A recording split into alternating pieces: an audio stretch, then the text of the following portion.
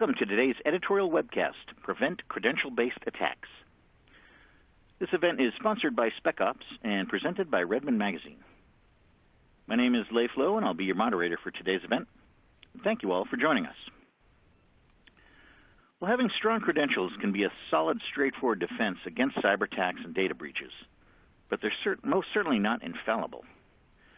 According to Verizon's 2019 data breach report, credential-based attacks make up for 29% of data breaches. And following the November 2019 debut of the Disney Plus streaming service, there were compromised accounts showing up on the internet for sale or even for free. A lot of security experts pointed to that high-profile incident as a glaring example of how important strong, complex passwords can be. So how can you prevent your corporate credentials from falling into the wrong hands? I mean, nobody wants their organization to be the next big news story. Well, ensuring strong passwords is definitely part of the puzzle. If an attacker does gain entry via stolen or compromised credentials, they can reset passwords and then move about the corporate network laterally, often without being detected. But during today's editorial webcast, we'll be discussing methods to best prevent credential-based attacks. And one of the best prevention methods you'll learn about is using strong multi-factor authentication. Some of the other methods we'll be discussing include blacklisting leaked passwords, securing self-service functions, and using common password dictionaries. Well, before we begin, we'll just have a few housekeeping items to cover. If you would like to submit a question at any time today, which we strongly encourage you to do, just look for the question field to the left of the slide window. Type your question in there and hit submit, and we'll get to as many of those as we can at the end of the presentation. Also want to let you know this webcast is being recorded and will be archived for future viewing. Starting tomorrow, you'll be able to access the replay using the same link you used today. Now I'd like to introduce our speakers for today's webcast. Later in the presentation, we'll be hearing from Liz Rivera from Specops Software. Liz is the product marketing manager for Specops. She's been there for nearly 6 years. Liz has a proven experience leading high-impact marketing strategies across diverse product portfolios in both global and domestic markets. She's recognized for her ability to conceive and effectively communicate both business and technical product value. Our featured speaker today is Nick CAVALANCIA. Nick has more than 25 years of enterprise IT experience. He is a Microsoft Cloud and Data Center MVP with a focus on cybersecurity. Nick is an accomplished consultant, speaker, trainer, writer, and columnist. He's earned his MCSE, MCT, Master CNE, and Master CNI certifications. He has authored, co-authored, and contributed to nearly 24 books and regularly speaks, writes, and blogs for some of the most recognized tech companies today. Good to have you back, Nick. Good to be working with you again. Always a pleasure, Leif. Always a pleasure. And just on a quick side note, I've had the pleasure to work with Liz, and I'm actually looking forward. In addition to having me speak, and so I'm actually looking forward to hearing her speak. Liz is one of those very rare marketers that actually understands the tech she's talking about, and that doesn't come along very, very often. So do stay tuned for that as well. But I'm glad to be here, and it's an honor, Leif. Thank you. Absolutely. We should be having some lively conversations today, for sure. I think so. All right. Yeah, Nick and I will be discussing and Liz will be discussing some of the factors and best practices around how to protect your corporate credentials. Well, thanks again for joining us today. And now, Nick, let's begin our exploration of some of these critical issues around corporate credentials. To start off with, just kind of level set and set the groundwork here, what are some of the fundamental components of an effective corporate credential? I mean, what's got to be there, the basic building blocks? Well, first off, I think that the key term in that question is the term effective. And given the topic today, we're obviously talking about a credential that helps promote security. Yeah, so it's an effective credential. So, again, in the interest of kind of level setting, we break this down into sort of two parts. The first, of course, is the username, and we've long held the practice, for example, of renaming the administrator account on a local Windows machine. That's been, one of the things that we could do just to avoid someone knowing what the username is in the first place. The principal least privilege promotes, of course, having like separate credentials for elevated permissions versus your low-level stuff like checking your email and writing something in Word or Excel, those kind of things. So there's something there in the interest of making sure that the credentials aren't entirely guessable from a username perspective, as well as maybe even separating some things out. I'll talk a little bit more about least privilege, I think, a little later on. But we'll start there. The second part, of course, is the authentication. Once you presented the initial username that identifies you, and now we've got to prove that you're actually the owner of that credential in the first place. And today, of course, it's still passwords mixed with a number of other authentication factors that exist. But if we just stay with passwords for a second, some of the recent research I've seen, 58% of ransomware attacks, as an example, are using RDP as their attack vector. Now, why is that relevant? The way the methodology works is someone does port scans. They find someone that's got RDP exposed to the internet. They go and hit that machine. You see that it's an older version of Windows, like Windows 7 or something like that, and it doesn't have the latest security settings on it. And one of the default settings for local accounts are things like an unlimited number of password attempts. It'll never lock the account out. And so they'll do that, and they'll brute force until they finally get access to a machine, and then they start spreading out ransomware from there. So that's just an example of where the ID and the password matter. And so, having a secure password, which I know we're going to talk about in a couple of slides from now, what that means to be a secure password, but having a secure password is also still a very important part of the equation. So in essence, there's the identifying yourself, your username, which could be email address or a username, or in today's day and age, it could be biometrics and things like that. But then there's the authentication as well, and those two parts both need to be equally considered to ensure that you're actually augmenting your organization's security. Yep. So it does take a little effort on the user's part, for sure. All right.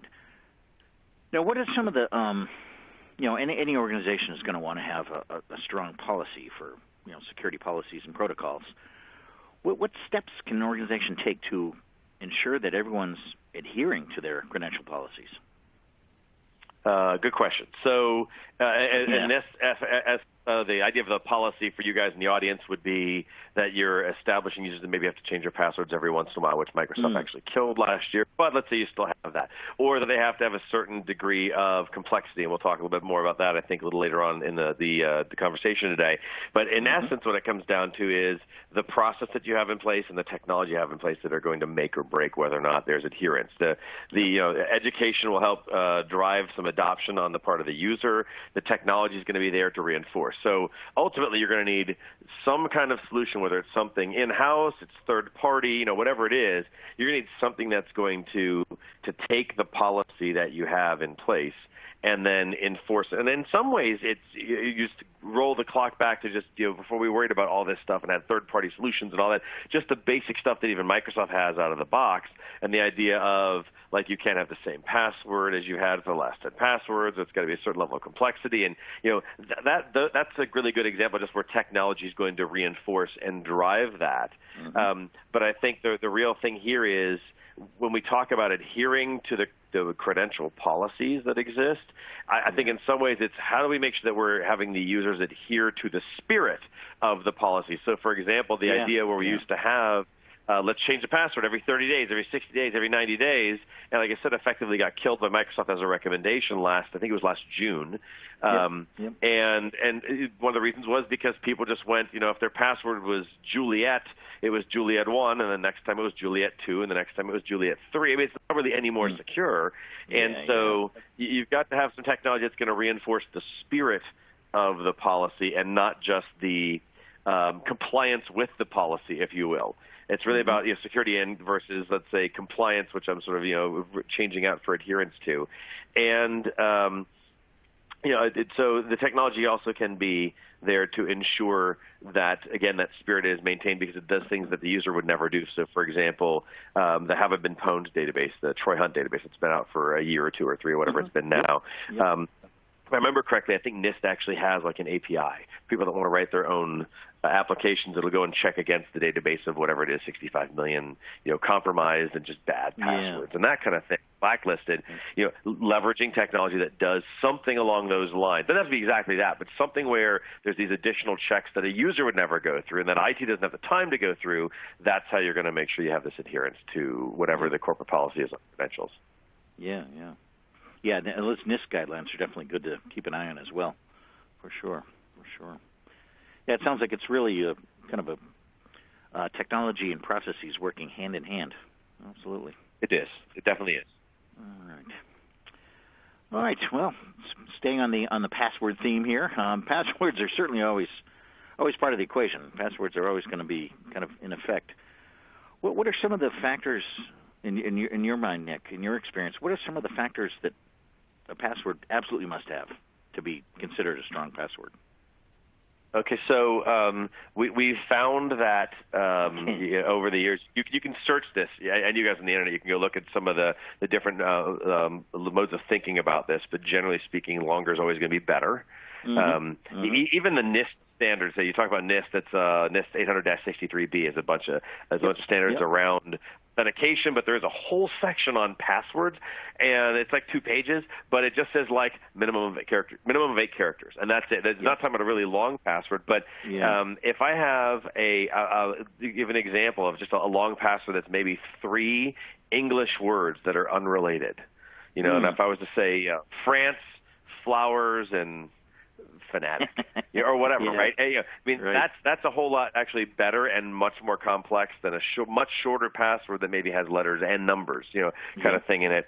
So length is always better. The issue of double checking against whether it's a blacklisted or compromised password against something like the pwned database that exists from Troy Hunt. Complexity does come into play. I mean, that does help.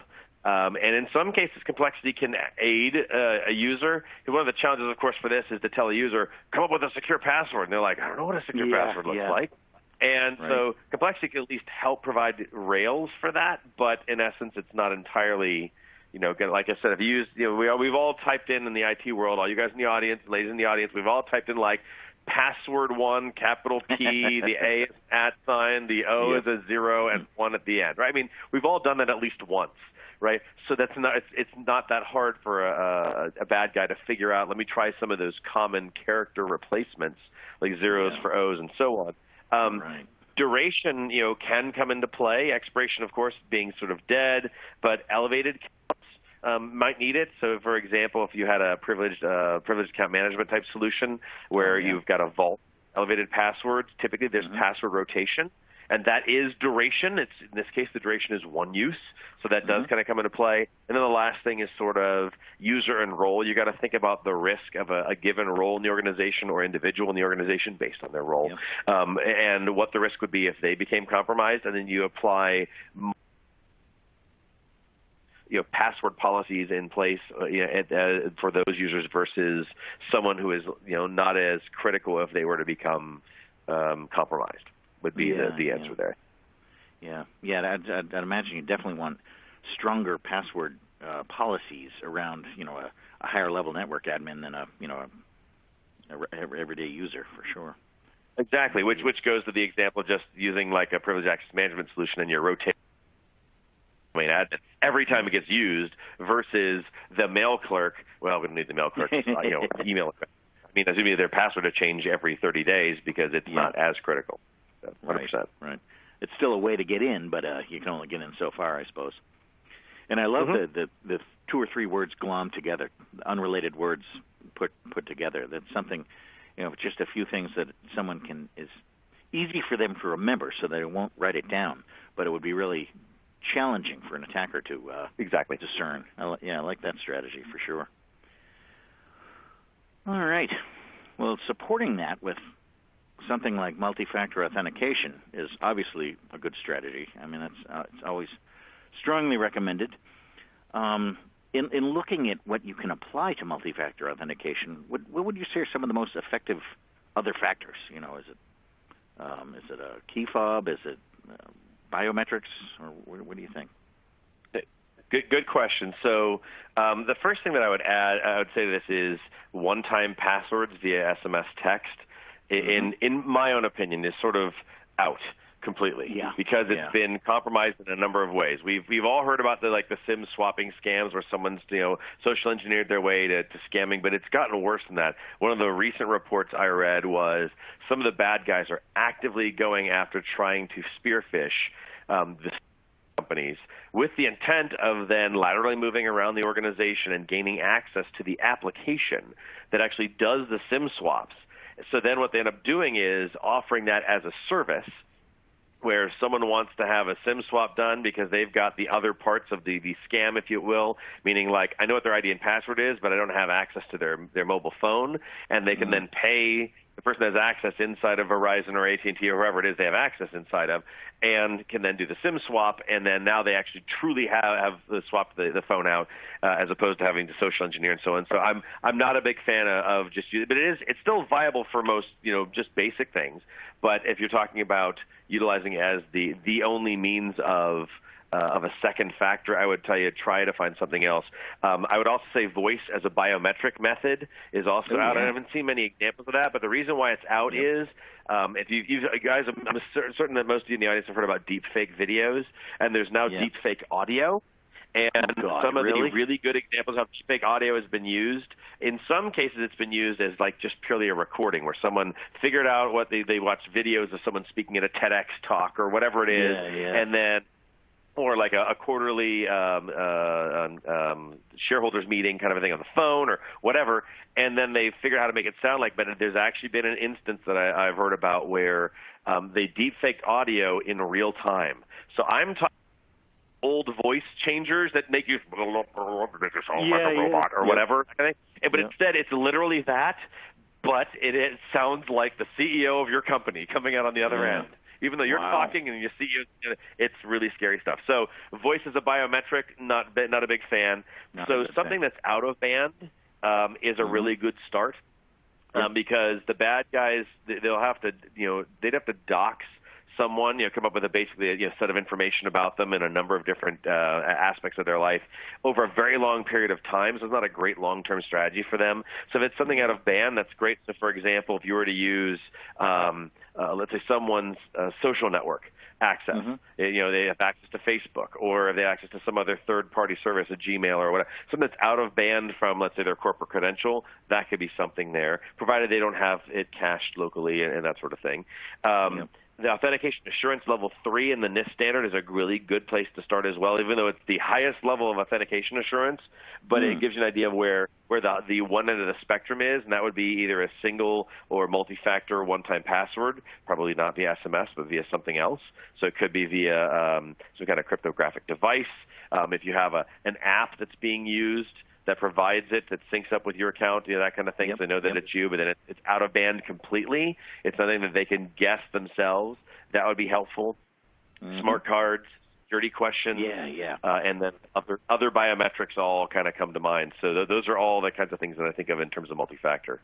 Yeah, in terms of the strongest ones, the hardest ones to get around, Yeah, I'm almost surprised that fingerprints haven't become more of a biometric tool, if you will. And I'm not sure why. That's a really good example. Very easy. You have one on you most of the time, so it would make sense that would be used more. It just hasn't. I don't know. Maybe it's having to buy the sensor is maybe the thing versus having it on your phone, but now with Face ID. Like an Apple phone, I don't need a fingerprint scanner. So maybe it's just the fact that you have to have the hardware is maybe why it hasn't taken off as much. It could be. Yeah, but as you know, it's not something you can forget or fake. That's for sure. Sure. Anyway, well, assuming we can prepare for the worst and make our security as strong as it could be, but it does happen, as we know, with that Disney breach last year, and some other notable breaches. If an organization realizes that they have indeed been compromised, what's the first thing they should do? What's the response protocol? So the first part is going to be obviously disable that account, kill any sessions they have open, because, of course, if they have an access token, they're already logged into a Windows environment. You have to actually find their sessions and kill them. The goal being you're trying to isolate the exposure of that account once you've realized that it has been compromised. I mean, there's a lot of other incident response steps, like identifying lateral movement, seeing if there's any infections, tracing that infections back to a patient zero, as it were. We use the virus type of terminology and so on. But barring those for a second, and kind of in the context of today's webcast, in the spirit of the webcast, we're talking about credentials. I'd probably want to see whether, in the long run, as a response, this is not an immediate response, but a longer-term response, whether stronger password policies or use of multi-factor authentication would actually assist with keeping this specific kind of attack from happening again. So what I mean from that is, if let's say someone hacked our environment and they used the one-time password via SMS, and the reason why they were able to hack it was because they did a SIM swap and blah, blah, blah. We go, okay, would a better password policy help? No, because it was the one-time password thing that they actually hacked, and they used social engineering to trick the user into typing their password. Okay, so would a more robust, maybe multiple factors, additional factors, those kinds of things, would that have helped? And the answer is probably yes. And in my example, so you go, okay, then as a part of the response should be, let's look at increasing the number of factors. Let's look at the more secure types of factors, something along those lines that someone won't have, over a period of time, so that we can at least isolate their access, so they can't come back in again. Yep. Sounds like a good plan. I like that. All right. Now we've talked a little bit in the introduction and during the conversation a little bit about that Disney Plus hack where the memberships are showing up for free or for sale. What can we learn from some high-profile incidents like that Disney Plus attack? So what's interesting about the Disney Plus attack is the consensus on it is that it's a credential stuffing attack, which means you take your credentials from, say, like the LinkedIn breach from many years ago, and they test against a Disney Plus account and see if you're just dumb enough to use the same username and the same password, which we're creatures of habit, so we do, right? But what can be learned through, even from that attack, though, is to promote the use of separate IDs and passwords. So IDs are going to be a little tough, because in the case of the corporate world, the company's dictating what the user ID is, or you're using your email address, one or the other, right? So that leaves pretty much passwords and any other authentication methods to kind of do the work of all the security that needs to be done. Now, a couple of a stat that I found, actually two stats I found recently that I've used before, so I knew they existed, I had to find them, but one was from SailPoint. It was 75% of users reuse their passwords. And I find that kind of surprising. I can actually say for myself, I don't. I have a password vault. That's why I'm able to do that, because I have a password vault that I have every single account I use has a completely separate password. And so that's only because I could go look it up really easily. Otherwise, I'd probably do it too. And then I think it was, I want to say it's OnePass that had a stat last year, and it was something like the same password gets used, even by IT folks, across like an average of 6 different systems. So that tells you a lot about the misuse, and this is even by you folks on the call today. I mean, and you yourself. I mean, if we were here, I'd say, by a show of hands, how many of you, reuse your passwords? And a whole bunch of you would be, well, no one would actually raise their hands if we were in a room because no one wants to admit it. But give me a wink. I'd have to raise my hand. I looked away. Something, right? Shrug your shoulder once for me. Give me a tick. But it's true. We all do that because we're creatures of habit. And so the lesson here, I think, is to educate on the need to have different passwords across systems, especially when we're talking about across work from home, and then, of course, across systems. And then when possible, even different user IDs. Like one of the things that I taught my kids when they open bank accounts is I want you to have a completely different username than anywhere else on the planet. Even if you reuse the same username everywhere else you go, that one is totally different just because of credential stuffing. That's what happens. So I think that's really the lesson. And it's when you're protecting your bank account, that's about as important as it gets. Well, that personally, right? From a personal standpoint, yeah. And then if you're protecting an organization, same thing kind of rings true, which is why the idea of maybe it's privilege, separate out different user accounts based on their roles in the organization. If they're elevated, they're different from.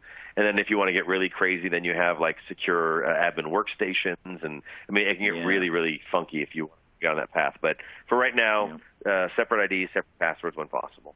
Yep, that makes good sense. Yeah, the way I mean, now, we're talking about, like who would be guilty of reusing passwords and stuff like that, and I'm probably semi-guilty. I sometimes think of my password strategy, if you will. I'm making air quotes. It's sort of like a box of Legos. I don't reuse the same passwords per se, but little chunks of the same thing. Chunks of the same types of words and stuff like that. I just kind of glom them together. So we all have our habits, right? We all have our methodologies, and I think everybody does the same thing. Like maybe not the exact methodology, but it's I always put a pound sign at the end of every password. I mean, whatever it is, you have somebody. I don't do that, but that's everyone's got a little trick they always use. Yep. We do what we can. All right. We've talked a little bit about some of the solutions to put into play to help enforce corporate credential policies. But what sort of technologies do come into play to help defend against these sort of incidents, these sort of breaches and credential stuffing events and such? We'll start with the least technical to the most technical, meaning the stuff you can do yourself in your organization to like needing to buy third-party solution kind of stuff because there's everything. So the first thing is something we already talked about, which is password policies. Just come out with good password policies that are relevant to the role, to the amount of risk in the organization, to the individual, to the group they belong to, the department they belong to, the role they have, all those kind of things. I would start there. Second one is good password hygiene. And you think about educating users on, so for example, I think everybody kind of likes the idea. I've never heard someone go, that's the dumbest thing ever, but that idea of the 3 words that are, common English words that are unrelated, even if you capitalize each one or whatever, just something where it's longer. If you would educate all your users, that's what we want you to do as our corporate standard. Come up with 3 English words, don't make them short, make them at least 6 characters each, blah, blah, blah, and, come up with them. Right? And then any user could go, oh, well, that's easy. Because the problem, of course, is if you roll the clock back like 10 years ago, it's sort of like that, like even if you go to your Chrome browser today, but like 10 years ago we were doing that thing where like, we'll come up with a really complex password, 3 lowercase b, exclamation point, pound sign, A, Z. Like, what? Now I don't remember that. How much? I got to write this down. And now we're back to like the movie War Games back in like the 80s where the kid just pulls the drawer out and there's the password or with pencil or something, if I remember correctly. Or someone in the audience will remind me what it was and you'll stick it in the Q&A box. But, so you got to have a good password hygiene. I think there's some education in there. Then as you move into real solutions, we're talking about third party in a lot of cases, password self-service comes to mind because we want to make it easy for the user to be able to reset their password, to change their password. We want to make that part easy in the first place. So that way, if they, even if, and no one's going to think like they've been compromised themselves, but if they really needed to change their password or they forgot what it was, at least then there's something to double check that it's them, instead of just like, someone calling the help desk, hey, I forgot my password. And the help desk just goes, okay, I'll change it to something. Social engineering can trick IT folks too. Password self-service is a good one. Multi-factor authentication, that's sort of a given because we talked about that already. And then I'll actually throw in for good measure single sign-on. The reason now normally a single sign-on, it's typically, initially is sort of used for more of a productivity angle because my wife's the school teacher and the school district uses single sign-on. They leverage her Active Directory account. She logs on to a single sign-on web portal and then has access to her Office 365 account and some other systems. And it's normally like productivity. And you might go, wait a second, Nick, that's less secure because now someone needs one credential and access to all of those applications. Right, exactly. I totally agree. The only aspect of where I'm throwing it in for good measure is when you think about the access necessary to get to, let's say, one of those proprietary apps. Let's say my wife instead is an accounts payable clerk, and one of the apps is the accounts payable application. If the user was trying to gain the credentials to get access to just the accounts payable app, they can't.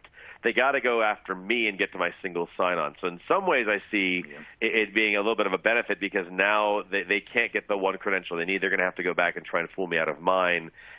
which might make the organization less secure, more secure. I guess it depends on perspective, but I think what I like is that it's trusted authentication rather than containing a password itself. So rather than passing a password over to the accounts payable app, there's some trusted authentication, something that's more federated, and that's allowing them access so that there isn't a credential going across that someone could steal is kind of the thinking.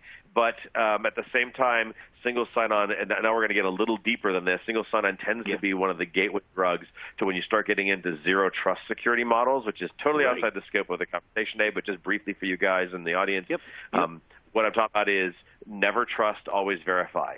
So now it's when someone goes, like let's say my wife goes to access some teaching application that she accesses, instead of just because her credential's been authenticated, it says, well, wait a second, like what system are you on? What time of day is it? What's the IP address you're coming from? The OS you're on? What browser are you using? It would look at all these kinds of factors and go, is that normal or is this anomalous? And if it's anomalous, we go, you know, we're going to notify someone or not give you access. And so now a single sign-on is the precursor to being able to do that. So that's why I still like single sign-on, even though some people might go, nah, I hate that because I don't want to give access to everything. I get it, but there's some goodness in there still.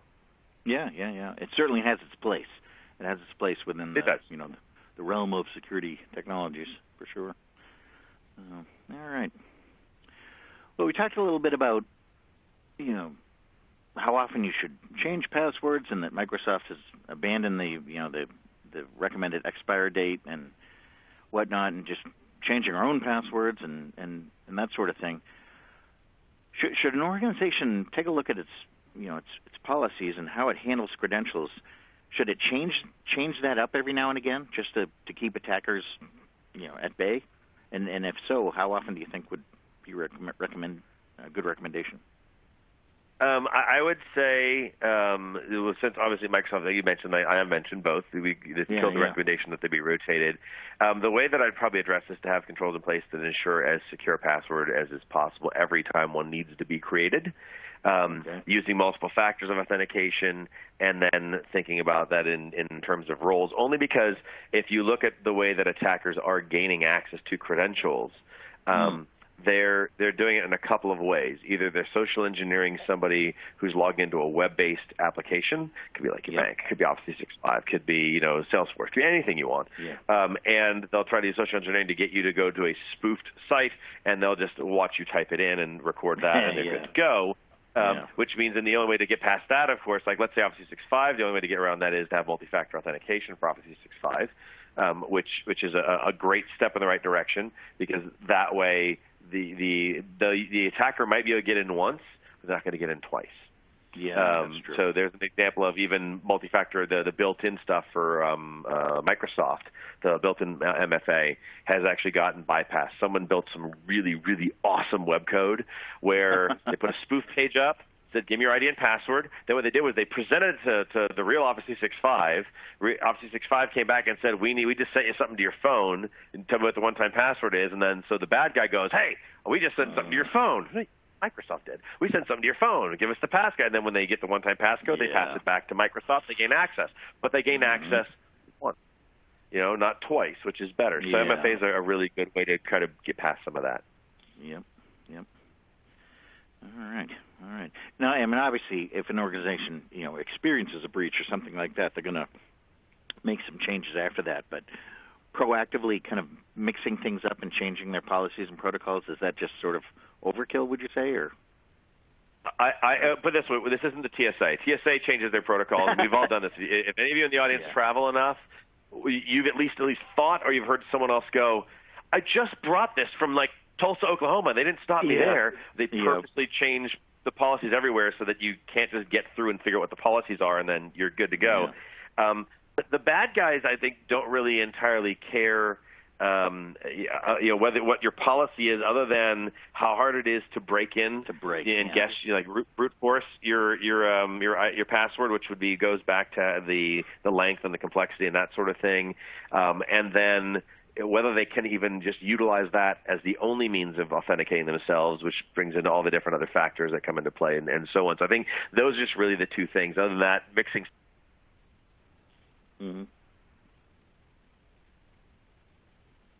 Oop.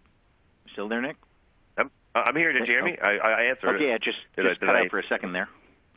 Okay, sorry. No, those are the two things. MFA and probably good password length and complexity is what's going to help, and not mixing it up. Not mixing it up too much. Yeah, just kind of creating work on top of things. Okay. Well, to kind of wrap up here, any other thoughts you have? Anything about preventing credential-based attacks that we might not have covered? Anything you want to add? So I mentioned least privilege, and zero trust. Yeah. I would tell you to be thinking about those principles in an ongoing fashion. So certainly least privilege would be something like we've all kind of at least thought about it conceptually if you haven't already implemented it, where you go through and you assess what everyone needs access to and you give them just the basic forms of access. But that changes over time. And you think about password policies and things like that as part of that process. That's something I would probably add to this. What else maybe here might we go for preventing credential-based attacks?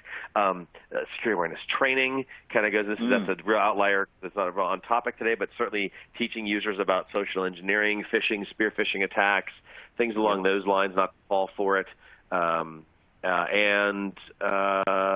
think that's probably where I'll leave it then. I think that's about it. Okay. Sounds good. Well, as always, Nick, those are some great insights. Thank you very much. Appreciate it. It was a good conversation for sure. It's an honor. All right, Thank you. moving on to the next phase here, I would like to hand things over to Liz Rivera, who will tell us a bit more about Specops' take on building defending against corporate credentials. All right, Liz, take it away. Thanks, Leif and Nick. All right, so I just wanted to start off with a few words around Specops. So for over the last 18 years, Specops Software has been developing simple Active Directory integrated solutions that really solve complex IT problems. We currently offer two main product portfolios that focus on both security and efficiency.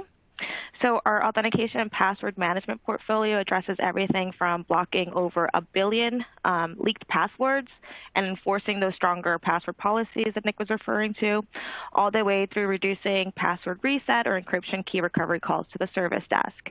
We also offer desktop management, and within this portfolio, we maximize efficiency by automating application and OS deployments to users' machines. We currently support over 5,000 customers across 50 countries, and as such, we really do get firsthand insight into what organizations are really doing with authentication and how they are securing or not effectively securing high-risk use cases.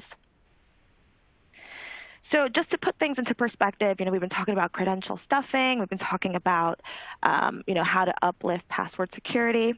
But again, it's really important now more than ever to ensure that users are who they say they are before allowing high-risk actions.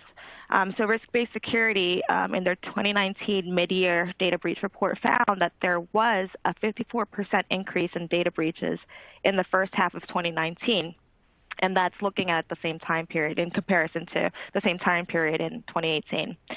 And they attribute that surge to the fact that out of 3,800 reported total breaches in the first 6 months of 2019, 1,300 of those exposed mainly email addresses and passwords.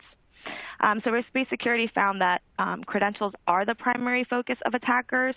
Even though email addresses and password can be changed, attackers really do see them as valuable for future attacks, especially due to the fact that users are prone to reuse, as Nick was mentioning. I think there's reports that vary from like 70% to 80% of users are reusing passwords. So given the fact that users reuse, attackers can then use those compromised credentials to gather enough information about the user to essentially compromise their entire identity or vice versa. So today, the reality is that hackers don't have to hack to get in. Although hacking continues to be the #1 breach source, the fact that there are billions of data records, including credentials and other personally identifiable information on the dark web, this has really resulted in a surge in social engineering attacks. So social engineering in the context of IT really refers to the manipulation of people to perform actions or to get them to give up confidential information by using deception, persuasion, and impersonation. And this concept is a pretty broad one that encompasses various attacks, including phishing, which is the most common one. Proofpoint 2020 State of Phish report found that 55% of organizations reported to falling victim to at least one successful phishing attack in 2019. And phishing attacks are not just delivered via email, and they're no longer as easily detectable as, those emails that you would get from like the Nigerian prince. With access to so much data, cyber criminals are increasingly opting for more targeted, personalized attacks over those bulk ones. Proofpoint also found that spear phishing attacks, which are those more targeted phishing attacks, they're targeting specific organizations or specific users within an organization with, a lot of personal information that they're gathering from the dark web. So they found that these types of attacks are on the rise, and that 88% of organizations reported to having faced a spear phishing attack in 2019. And impacts of these types of attack include loss of data, followed by credential/account compromise, and then, of course, ransomware infection. So the problem is that common user verification methods, even on high-risk use cases, including password resetting at the service desk or via self-service, often rely on insecure methods. In self-service portal security questions, they really remain king, although they have been widely panned as being insecure. NIST has said it. I believe Microsoft has said it as well. We recently ran a survey to gauge security at the IT service desk, and it turns out that most service desks are verifying users' identities using employee ID, which was identified as the most used verifier, although it can be printed on access badges, which, you just have to have a pair of eyes to see that. And that was followed by caller ID, which can be spoofed. So in the end, what happens with the data breach is that it really creates a vicious cycle. So massive amounts of data enable attackers to exploit areas of weakness, whether it's compromised credentials being reused or weak user verification methods, and of course, unsuspecting users, and unfortunately, the helpful service desk staff that's not, really trained to be security prone. So Specops Authentication can really help. It is a single multi-factor authentication platform that can be utilized to secure Active Directory self-service password resets, changes, and account unlocks, self-service encryption key recovery to allow users to regain access to their devices in the event of an encryption lockout, and user verification at the service desk, allowing help desk staff to verify users' identities before performing high-risk actions like resetting passwords or recovering users' encryption keys.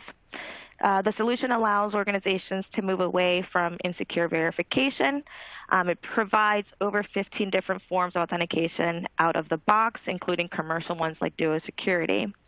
And many of these identity services can be used to pre-enroll users. So enrollment, whenever that is required, puts a burden on users, and that does have its impact on adoption. So pre-enrollment options are always nice to remove that adoption barrier. And if you are one of those organizations that is utilizing a third-party MFA solution like Duo or Symantec BIP, you can now extend the ROI of those investments to other use cases like, password resetting as an example. So with that being said, for additional information, you can feel free to visit our website at www.specopssoft.com. All right. That's it. Thank you very much, Liz. Thank you. That's some great stuff there. And thank you again, Nick. I think we've covered some really good material here. Before we move into questions, just want to remind everyone there is still indeed time to submit a question if you'd like. Just look for the question field to the left of the slide window. Type your question in there and hit submit, and we'll get to as many of those as we can before the end of the time here. All right, starting off, we got some great questions that have already come in. Starting off, we've got one question here on I'll start with you, Nick, because you mentioned, password vaults and these little password manager tools. How do you protect the password manager itself? Well, one that's encrypted. Typically, they should be encrypted, right? That'd be the first thing. And usually those kinds of solutions typically have thought some of that through and try to make sure that there's a heavy amount of encryption protecting that. There obviously are IDs and passwords that manage that account, manage that application and have access to it. And that would be, you're talking now really application specific, how they're doing it. But if, for example, they were reliant upon an account in Active Directory, where one of those things where like the combinations in the safe, one of those deals where like it seems like it's an oxymoron or a catch-22 or whatever, because I want to get access to the vault, but I have to go to Active Directory, but I can't get to Active Directory until I have the access to the vault. But in this case, a master account, if you will, if such a beast exists, I would just make sure it has an incredibly secure password. And probably only do that management on like an internet non-accessible, that's not even a word, but it is now, a machine that's not accessible to the internet. There we go. So that someone can't, easily laterally move to it. Those kinds of things could even be virtual and it's, spun up when you need it, that kind of thing. There's a lot of ways to maybe do it around that way, if that makes sense. Okay. Where to store the key to the safe, if you will. So, yeah. Liz, anything you wanted to add to that on securing password managers? No, nothing specifically on top of what Leif has said. Okay. All right. Well, we've got all sorts of policies and technologies that we can bring to bear, but there are certainly still risks from social engineering and people just being careless, writing on their passwords or things like that. What are some of the best defenses against that? We'll start with you again, Nick. In terms of social engineering specifically? Yeah, social engineering and people that are just kind of lazy, if you will, and writing down their passwords and not adhering to policies. Okay, so the technology should take care of the lack of adherence. I mean, case in point, like if someone wanted to reset their password or something along those lines with Specops, I happen to know the solution a little bit. There's an opportunity to ask them a whole bunch of questions or leverage, additional factors and that kind of thing. So there's a way to make them adhere. I think the issue here is on the social engineering side. It's more about them probably being more aware and vigilant than it is anything else. So I make sure that users recognize that anytime you get an email from Dinosaur Bank that asks you to log in and you don't have an account at Dinosaur Bank, delete it. Anytime you get a bill that you're not expecting to get a bill from anybody ever, don't open the attachment. I mean, I did see one email once. It was I think it was a great piece of social engineering because it was so jarring and. So the person used extremely unprofessional language, where F-bombs were dropped left and right. Why am I getting this F-bomb invoice? I mean, stuff where you're like, whoa, because you're not expecting that at all, right? And so the whole idea here is they're trying to get you emotionally engaged, and that was something that was very effective, at least getting my attention. And I'm like, oh, dude, I don't know who you even are. You crap. Yeah. Half a second. You just pay attention, delete, shift delete, done. But so that's that aspect of it. But writing them down, that comes down to if you want to avoid that kind of thing, because then some other user can then leverage someone else's credential, insider threats become an issue, things like that. It's about thinking about how do you do this in a way where you're ensuring adoption of good password hygiene. So just sticking with that example, because I think it resonates with everybody, 3 words. That's something that people can easily digest and go, okay, I can figure that out. And they can pick, their kid's birth month and their dog's name and, and I don't know, their favorite dish, or whatever, right? And 3 words. They can come up with that. And so that's a whole lot easier than the ZYX977BB764 # uppercase caret symbol. I mean, no one's going to remember that. I don't know what I even just said. But I don't remember it. So hopefully that helps. Yeah, even the someone with the shortest memory span can remember the 3-word thing. So, Liz, anything you wanted to throw in there about the? No, I think it's a great point regarding. No, I think it's a great point that Nick made about making passwords memorable, but still secure. So yeah, even like sticking to something like, this 3-word rule.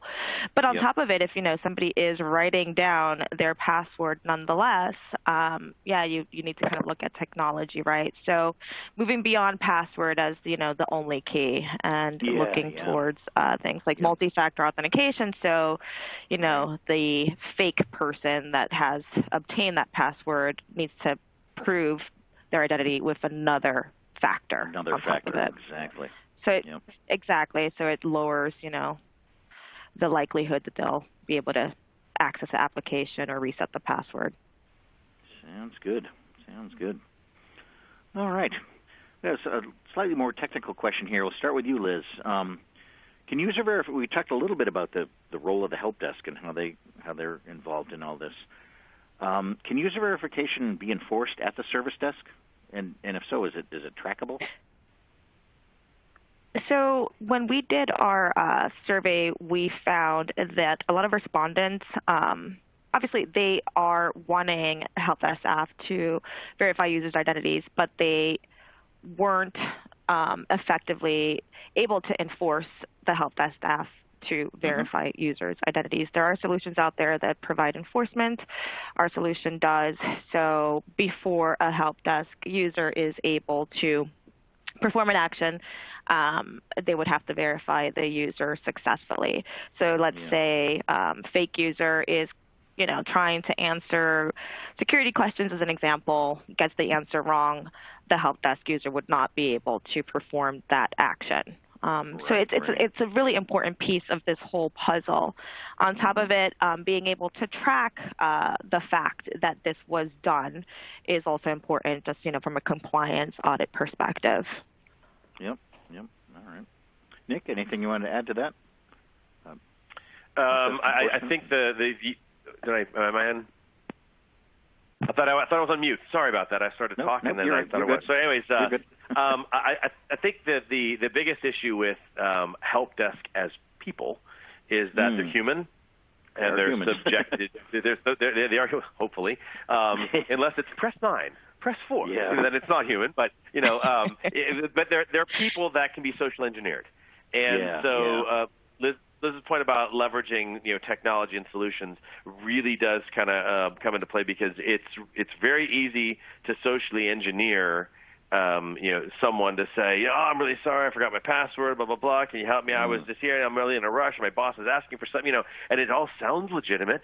And they're saying all the right things, and they mention, I tried to see if Cindy could help me over here in accounting, but I know Cindy in accounting. Okay, well, they said all the right contextual details. They can be socially engineered, but you can't socially engineer a piece of technology that says, what was the date you were born?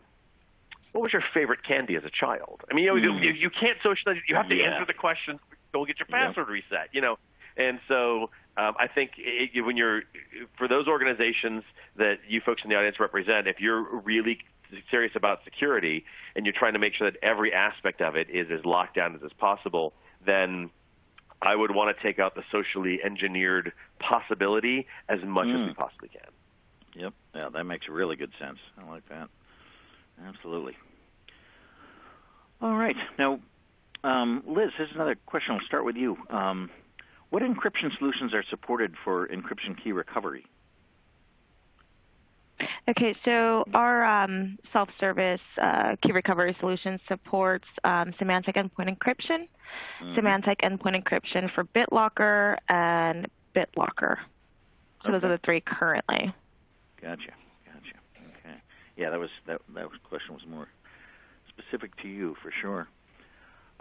One thing, we talked about this Verizon 2019 data breach report, and this is actually a question I had. When I was going through that report and doing a little research prior to this webcast, I did see that indeed, the 29% were credential-based attacks for compromised credentials, and then 52% were hacking, 33% were social engineering attacks, and 28% were malware. But two stats really kind of stuck out to me, that 21% were simply errors, and 15% were misused by actual authorized users. So how much of a role should just basic education play in all this? We'll start with you, Nick. So first of all, I want to put out one caveat to that 29% number, because this is kind of important. With the Verizon data breach investigation report, no, it's actually good. It makes your point even more valid.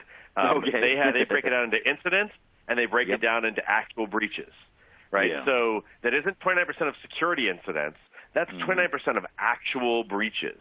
So that's a really key part here, is that it always comes down to credentials. I don't have the stats in front of me, but I remember writing about a report from last year, and it was talking about how much users share passwords. And it was something like, even IT folks, it was something like 54% of IT folks. That's the wrong stat, but it was somewhere in the 50s. I do remember that. Yeah. Would share their credentials. And you folks in the audience, hey, I need to log into the backup server and do blah, blah, blah. Oh, here's the credential. And you just shared something you maybe shouldn't have. Yeah. And so this comes down, when you talk about education, that probably is the key, because in a lot of cases there, even with the best authentication from a password policy, that just helps you establish the right password. But then if you don't have good use of the way that the password is handled, and you share it left and right, well then everybody gets to use that same really well-formed password, and so that doesn't really help a whole lot. So education, creating a security culture, is something that we're going to see more and more of. There's a lot of discussion that's going on the last 2 or 3 years about this. And as security awareness training becomes more popular and so on, and we're starting to see some of the organizations are seeing the value of things like the password self-service, multi-factor authentication, and they're starting to adopt that. Then they're going, we just really need to they're starting to identify where are the weak points. If the technology solutions are solving the stronger points, or becoming the stronger points, where's the weak points? And the human element is always that weak point. And so educating them on, don't share your passwords, don't write it down. Stuff that we would take for granted, probably needs to be said, and explain why, and then also educating the user on why the organization's security needs to be part of their job, just like we do. We immediately just go, Dinosaur Bank, that's total crap email. You're already find it suspicious.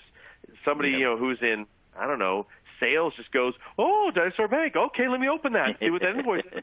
Why? Why are you doing that? Be suspicious. Be vigilant. Don't be so there's some education needs to be done. Yep, absolutely.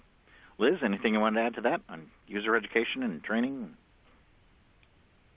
No, I totally agree. I think education is obviously important. It's critical, key. Yeah. In addition to that, IT security is multi-pronged, right? So it's about education, and like Nick said, it's also about technologies. And essentially, there isn't a bulletproof approach. So it's really trying to fill all the weak points and really staying proactive versus reactive. So. Right. Okay. Very good. All right. Well, that is about all the time we have for today. I'd like to give a huge thanks to Nick CAVALANCIA and Liz Rivera for your presentations today and everything you covered. We covered some great information. And thank you to those of you in the audience for attending this webcast. And thanks also to Specops for their sponsorship. Thanks again, everyone, and enjoy the rest of your day. And this concludes today's webcast.